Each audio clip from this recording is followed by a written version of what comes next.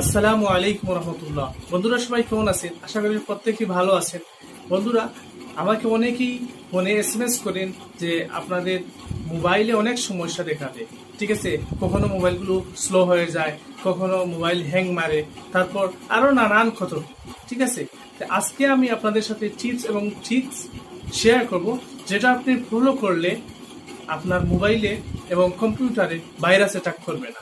ঠিক আছে বন্ধুরা, তাহলে আপনারা এই ভিডিওটি গুরুত্ব সহকারে দেখতে থাকেন।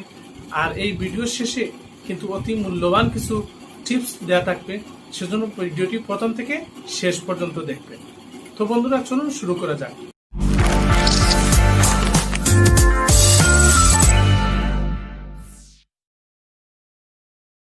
ওয়েলকাম ব্যাক বন্ধুরা। বন্ধুরা, আমাদের মোবাইলে নানান সময় এই হ্যাং, তারপর স্লো মেমোরি দেখায় ফুল বা নানান সমস্যা তৈরি হয়। এটা থেকে বেরিয়ে আসতে হলে আপনাকে প্রথমে যে বিষয়টি গুরুত্ব দিতে হবে সেটি হচ্ছে আপনারা এই মোবাইলে, অর্থাৎ আপনার যে হ্যান্ডসেট আছে অথবা আপনাদের কম্পিউটারে আপনার কোথা থেকে সফটওয়্যারগুলো ইনস্টল দিচ্ছেন, সেটি হচ্ছে অত্যন্ত গুরুত্বপূর্ণ বিষয়। কারণ আপনি যখন প্লে স্টোর ছাড়া অন্য কোনো মাধ্যম থেকে আপনার ফোনে সফটওয়্যারগুলো ডাউনলোড দেন, তখন দেখা যাচ্ছে যে এখানে অনেক মেলওয়্যার থাকতে পারে। সেই মেলওয়্যারের কারণে আপনার মোবাইল মেমোরিটা কি হয়ে যায়, বেশি লোড হয়ে যায়। এমনকি এখানে নানান মেলওয়্যার থাকার কারণে আপনার মোবাইলে স্লো হয়ে যায়, অনেক ক্ষেত্রে হ্যাং হয়ে যায়। ঠিক আছে, প্রসেসর যদি আপনার মোবাইলে দুর্বল হয়ে থাকে তাহলে আপনার তো আর অবস্থা খুবই খারাপ হবে।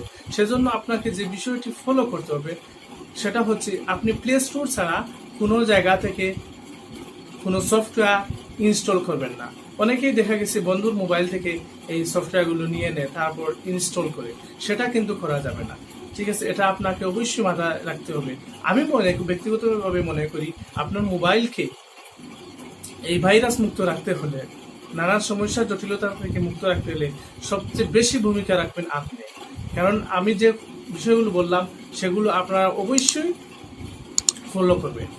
আরেকটি গুরুত্বপূর্ণ বিষয় হচ্ছে ক্র্যাক সফটওয়্যার ইউজ করি। ঠিক আছে, অরিজিনাল সফটওয়্যার ইউজ করতে হলে অনেক টাকার দরকার হয়ে থাকে। ঠিক আছে, আমরা অনেকে অন্যের ক্র্যাক করা সফটওয়্যারটি মোবাইলের মধ্যে ইনস্টল করে রাখি বা ইনস্টল করে নিই। কিন্তু বন্ধুরা, এই কাজটি করা যাবে না। কারণ আপনি যখন আপনার ফোনে এই সফটওয়্যারটি ইনস্টল করবেন, ঠিক আছে, তখন আপনি হয়তো অনেক সুবিধা পেয়ে যাবেন, কিন্তু এর সাথে কিন্তু অনেক অসুবিধাও আপনি পোহাতে হবে। ঠিক আছে, যেমন এই যে সফটওয়্যারগুলো ক্র্যাক হয়, এই ক্র্যাক সফটওয়্যারগুলো কারা তৈরি করে আপনাকে এটা জানতে হবে। কারণ এই ক্র্যাক সফটওয়্যারগুলো, ঠিক আছে, প্রোগ্রামাররা তৈরি করে থাকে। বিভিন্ন বড় ধরনের প্রোগ্রামার যারা আছে তারা কিন্তু এই কোডগুলো, অরিজিনাল সফটওয়্যার কোডগুলো কেটে কেটে বা অনেক ঘাটাঘাটি করে তারা নিজস্ব পদ্ধতিতে কি করে এটা ক্র্যাক করে। সেজন্য আপনাকে এটা গুরুত্ব সহকারে নিতে হবে। আপনি কখনো আপনার মোবাইলে অথবা কম্পিউটারে ক্র্যাক সফটওয়্যার ইউজ করবেন না। অনেক সফটওয়্যার আছে যেগুলো ফ্রি, আপনারা সেগুলো ইউজ করবেন। প্রয়োজন না হলে আপনারা সফটওয়্যার মোবাইলে অথবা কম্পিউটারে কি করবেন না, এই ক্র্যাক করা সফটওয়্যারটি আপনারা কখনো ইউজ করবেন না। এই দুটি বিষয়ে আপনাকে গুরুত্ব দিতে হবে। এই দুটি বিষয়ে যদি আপনি মেনে চলেন তাহলে আপনার ফোনে কখনো কোনো সমস্যা দেখা দেবে না, আশা করা যায়।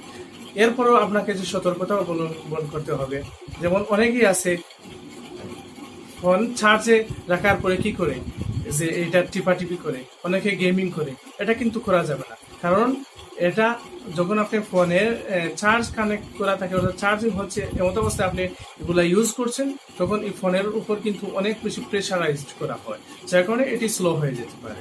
ঠিক আছে, আরেকটি বিষয় হচ্ছে টিপস হিসেবে এগুলা বলছি। আরেকটি বিষয় বলছি, আপনারা যখন দেখবেন আপনাদের মোবাইলে চার্জ 20%-এর নিচে চলে আসছে, তখন আপনারা চেষ্টা করবেন তখন আর কোনো কাউকে কল দিবেন না। ঠিক আছে, কারণ যখন আপনি অন্য কাউকে কল দিবেন তখন অনেক বেশি রেডিয়েশন হয়ে যায়। ঠিক আছে, যেটা আপনার জন্য ক্ষতিকারক।